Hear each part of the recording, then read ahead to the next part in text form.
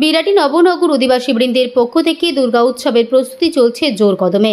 দিনরাত এক করে শিল্পীরা কাজ করে চলেছে তাদের সৃজনশীলতা ফুটিয়ে তুলতে।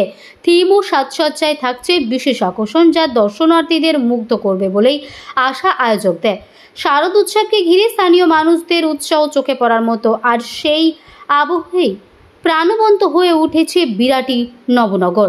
বিরাটি নবনগর অধিবাসী বৃন্দ পুজো কমিটির সম্পাদক পিঙ্কু কুমার ভৌমিক এদিন জানান, তাদের এবছরের ভাবনা হরপ্পা সভ্যতার নিদর্শন নিয়েই তুলে ধরা হয়েছে এখানে। তিনি আশা রাখছেন আগের বছরের তুলনায় এবছর আরও দর্শনার্থীদের ভিড় উপচে পড়বে। নমস্কার, আপনাকে নিউজ ইন বাংলার এই মুহূর্তে আমি নিহার পৌঁছে গেছি বিরাটি নবনগর অধিবাসীবৃন্দের পরিচালনায় এবছর কিন্তু পুজো হচ্ছে। হরপ্পা সভ্যতাকে কিন্তু তুলে ধরা হয়েছে এবং তাদের নিদর্শন আমরা কিছুক্ষণের মধ্যে তুলে ধরবো। এই মণ্ডপ সম্বন্ধে যে হরপ্পা সভ্যতা তুলে ধরেছিল, যিনি সম্পাদক তিনি কিন্তু এখানে রয়েছেন, তার সঙ্গে আমরা কথা বলে নেব। তাদের এই নিদর্শন করতে কতটা সময় লাগলো এবং এই মণ্ডপ করতে গিয়ে তাদের কতটা বর্ষার মধ্যে সমস্যা হয়েছিল, কিংবা কিভাবে তারা এই মণ্ডপটাকে এখনো পর্যন্ত কাজ চালিয়ে যাচ্ছে, তার এই বিষয়বস্তু আমরা জেনে নেব। না, অ্যাকচুয়ালি পুরো ইতিহাস তো তোলা সম্ভব না। হরপ্পা সভ্যতা একটা সভ্যতার নিদর্শন, ভারতবর্ষের প্রায় দীর্ঘ বছর আগে যেটা পাওয়া গেছে, সেই নিদর্শনটা আমরা হিস্ট্রির বইতে, মানে অর্থাৎ ইতিহাসের বুকে আমরা সেটা ছোটবেলা থেকে শুনে আসছি। কিন্তু আমরা আমাদের এবছরের যে শারদ উৎসব, তাতে আমরা আমাদের যে প্যান্ডেলের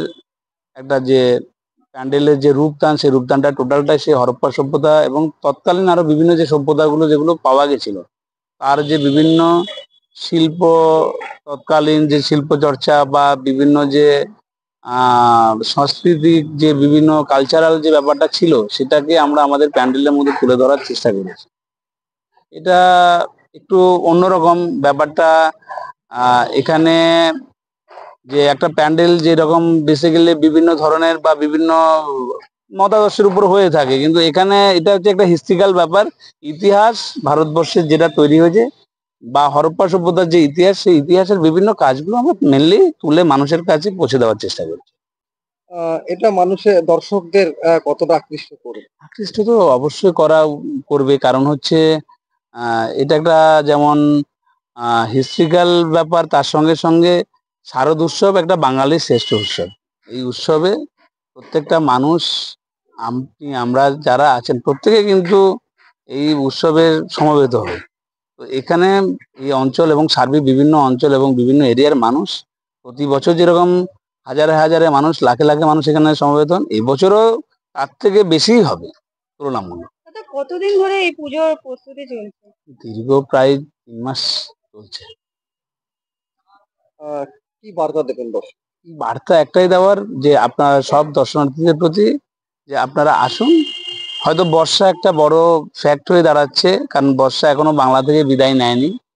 তাই এখনো মাঝে মধ্যে ভারী বর্ষায় আমাদের যেমন প্যান্ডেলের ক্ষতি হচ্ছে, এবং আগামী দিন যদি বর্ষা আরো বাজেভাবে যদি রূপ নেয়, তাহলে কিন্তু হয়তো দর্শনার্থীদের উপরও একটা প্রভাব হবে।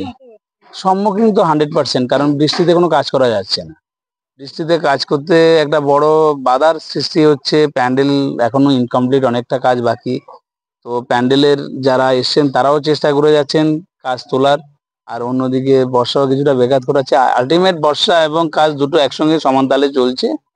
তার মধ্যেও বলবো যে সকলকে বলবো, বর্ষা হয়তো বাঙালিকে আটকাতে পারবে না, বাংলাকে আটকাতে পারবে না। কারণ হচ্ছে বাংলার ঐতিহ্য, কৃষ্টি, এই যে বাংলার শারদ উৎসব, এইটা বিশ্বের মধ্যে একটা 10টা উৎসবের মধ্যে একটা উৎসব। আমরা সবাই জানি ইউনেস্কো স্বীকৃত উৎসব এই শারদ উৎসব, দুর্গা উৎসব। তাই এই উৎসবে বর্ষা কোনো ফ্যাক্ট হয়ে দাঁড়াবে না, জল কোনো ফ্যাক্ট হয়ে দাঁড়াবে না। কারণ হচ্ছে দুর্গা উৎসব আবেগের উৎসব। প্রত্যেকটা মানুষ দর্শনার্থী এখানে আসবে, এটা আমরা আশা করি। দূরান্ত থেকে যারা এই মণ্ডপ দেখতে আসবে, তারা কিভাবে আসবে? দূর থেকে দূরান্ত থেকে যারা আসবে, যদি বাই ট্রেন আসে শিয়ালদা থেকে, তারা বিরাট স্টেশনে নামবে। ওখান থেকে বলবে আমরা পুজো মণ্ডপ যাব। মানে যদি হাঁটা পথে আসে 4 থেকে 5 মিনিটের রাস্তা। আর যদি বনগাঁ থেকে কেউ আসে, সেও বিরাটই নামতে পারবে, বা আমাদের বিশরপাড়াতে নেমেও আসতে পারবে। আবার বাই রোড যদি কেউ আসে, বাঁকড়া হয়ে সিধা প্যান্ডেলে আসতে পারবে। আবার কল্যাণী রোডের এদিক থেকে যদি কেউ আসে তারা কল্যাণী রোড ধরে আমাদের এই নবনগরের মাঠে আসতে পারে।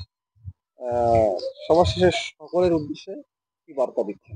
একটাই বার্তা, ভগবান অর্থাৎ শারদ উৎসব আমরা যে দুর্গা মায়ের পূজা করে থাকি, মায়ের কাছে একটাই আবেদন সকলের উদ্দেশ্যে, সবাইকে যেন ভালো রাখে, সবাই যেন ভালো থাকে, সবাই যেন সুস্থ থাকে, মায়ের আশীর্বাদে প্রত্যেকের জীবন ভালো কাটুক, দুর্গা উৎসব ভালো কাটুক।